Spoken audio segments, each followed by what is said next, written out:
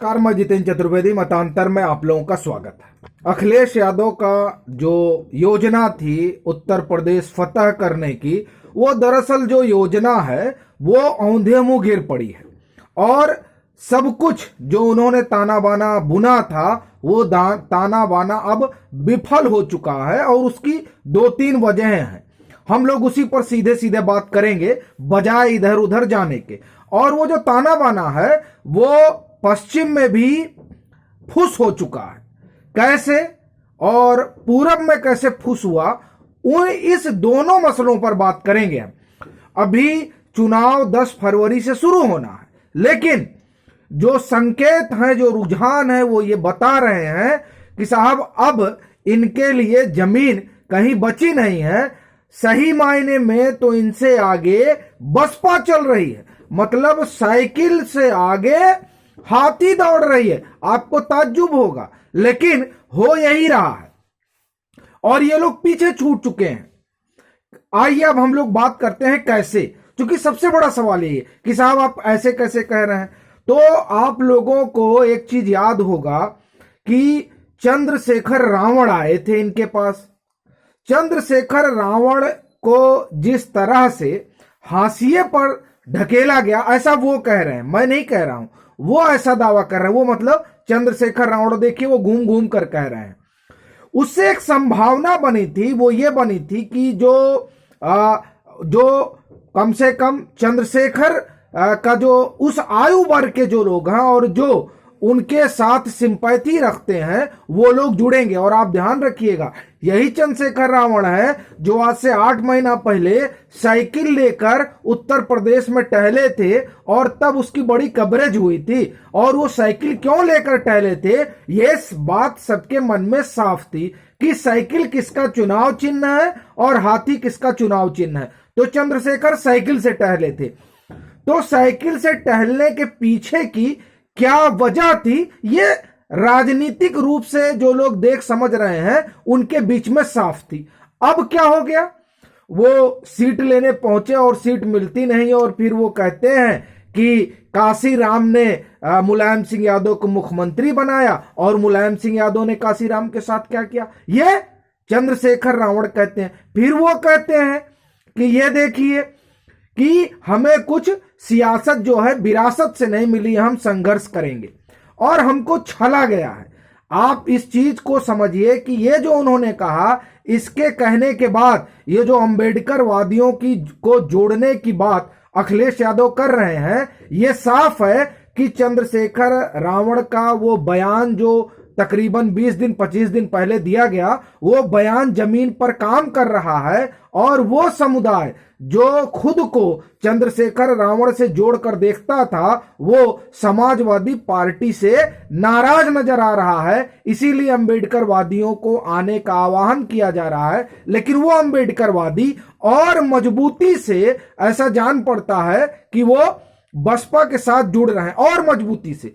तो एक ये बड़ी जो है बड़ा फॉल्ट हुआ। देखिए पश्चिम में जो कुंजी है वो अंबेडकर वादियों के पास है।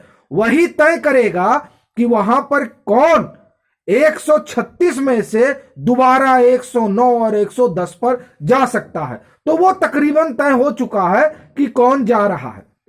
और उसमें मुझे नहीं लगता कि कहने में कोई संकोच है कि स्थिति कमल की ही वहां दिखाई दे रही है। और एक चीज आप ध्यान रखिए, जब प्रधानमंत्री कल, मतलब हमको लग रहा है 7 तारीख होगा संभवतः, 7 तारीख को जब वो पश्चिम को संबोधित करेंगे और वो रैली फिजिकल होगी, तब माहौल और उलट जाएगा।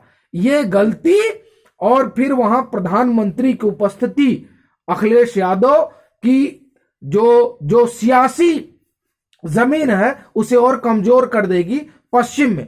और जो एक बड़ी चीज जिस तरह से वहां बहन जी अब दिखाई दे रही हैं, वो संभावना भी कहीं ना कहीं अखिलेश यादव गठबंधन और समाजवादी पार्टी को नुकसान करती नजर आ रही है। और कानून व्यवस्था एक बड़ा मसला बनकर उभर रहा है। मैं आपसे फिर कह रहा हूं। फिर आप आइए पूरब में, पश्चिम में तो अब कुछ बचा नहीं है गठबंधन के लिए। जो सपा गठबंधन है। और ये आप देखेंगे जब पहले टर्म की वोटिंग होगी और दूसरे टर्म की वोटिंग होगी। आप पूरब में आइए तो ओम प्रकाश राजभर शिवपुरी से चुनाव लड़ने के लिए तैयार नहीं हुए, वो जहूराबाद से अपनी सीट से चुनाव लड़ेंगे। कहा जा रहा है वो भी सीट फंसी हुई है। मतलब ये हुआ कि जिस बिरादरी का वो दावा करते हैं कि इस बिरादरी से हम जुड़ते हैं और इस बिरादरी से हम आते हैं, वो बिरादरी भी पूरी तरह साथ है या नहीं है, इसमें असमंजस है। अगर असमंजस नहीं होता तो ओम प्रकाश राजभर शिवपुर सीट से अनिल राजभर या वहां जो भी प्रत्याशी हो उसके खिलाफ उतरते और लड़ते, लेकिन उन्होंने शिवपुरी में साहस नहीं दिखाया चुनाव लड़ने का। वो उस सीट पर चले गए जहां उनको लगता है कि नहीं ये सीट हमारे लिए सुरक्षित है। जो नेता खुद अपने लिए सुरक्षित सीट खोज रहा हो, वो नेता कैसे समाजवादी पार्टी के आप ये समझिए रथ को विजय तक पहुंचा सकता। और ये बात सिर्फ ओम प्रकाश राजभर की नहीं है, ये बात स्वामी प्रसाद मौर्य पर भी लागू होती है जो फाजिल नगर पहुंच गए। कहते हैं एंटी इनकम्बेंसी भाजपा खिलाफ है, तो जब भाजपा खिलाफ है तो पडरौना छोड़ के जाने की क्या जरूरत थी? फाजिल नगर से चुनाव लड़ा जाना चाहिए, लड़ने की आवश्यकता आन पड़ी? पडरौना से ही लड़ा जाना चाहिए था। पर देखिए गजब बात, एंटी इनकम्बेंसी भाजपा खिलाफ है और सपा में आने के बाद भी स्वामी प्रसाद मौर्य फाजिल नगर से चुनाव लड़ते हैं। मतलब वो भी अपनी सीट से चुनाव लड़ने का साहस नहीं दिखा पा रहे हैं। ऐसी स्थिति में ये समाजवादी पार्टी का विजय पताका कैसे फहराएंगे? दूसरी बात जो हमने बात बताई, चंद्रशेखर रावण जो बयान दे रहे हैं, अभी देखिए वो एबीपी के एक कार्यक्रम में कार में सरकार जो कार्यक्रम आता, अभी हमको लग रहा है 1-2 दिन पहले भी, वहां उन्होंने जो अखिलेश यादव पर हमला किया और छले जाने का जो आरोप लगाया, ये आरोप पश्चिम में बहुत काम कर रहा है, ये आप मानकर चलिए। और दूसरी बात, जो स्वामी प्रसाद मौर्य जब ये कहते हैं कि हमने बहन जी की सरकार बनवाई और हम चले आए, तो अब बहन जी की स्थिति देखिए, इसका भी रिएक्शन हो रहा है। और इस रिएक्शन का जो खामियाजा है वो समाजवादी पार्टी को भुगतना पड़ रहा है। और तीसरी चीज आप सुनिए, ये जो स्वामी प्रसाद मौर्य जब बयान देते हैं और उस बयान में कहते हैं कि हम भाजपा को ये कर देंगे और वो सांप हैं, हम नेवला हैं, ये बयान उस बिरादरी को आहत करते हैं जिस बिरादरी को भाजपा का कोर माना जाता है।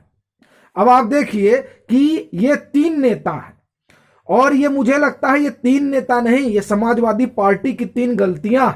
और ये गलतियां किस तरीके से समाजवादी पार्टी की आप समझिए संभावनाओं पर डेंट मार रहे हैं, ये इनके बयान से, इनकी सीट छोड़कर भागने से, अपनी सीट फंस जाने से और चंद्रशेखर रावण के बयान से, ये तमाम चीजें स्पष्ट बता रही हैं कि पूरब हो या पश्चिम, हालात बड़े खराब हैं। और पश्चिम में जिस तरह से कानून व्यवस्था और चंद्रशेखर का बयान और स्वामी प्रसाद मौर्य के बोल, ये पश्चिम का समीकरण बड़ा मथ रहे हैं और उसमें कानून व्यवस्था का जो तड़का है उसने स्थितियां बदल दी हैं।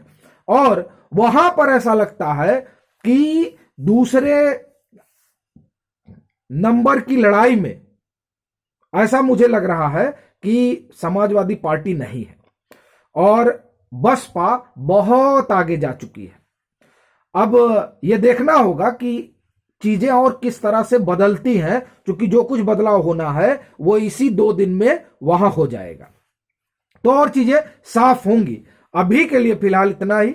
अगर आप मतांतर से नहीं जुड़े हैं तो जुड़िए, वीडियो को लाइक कीजिए, शेयर कीजिए और अपने सुझाव जरूर साझा कीजिए।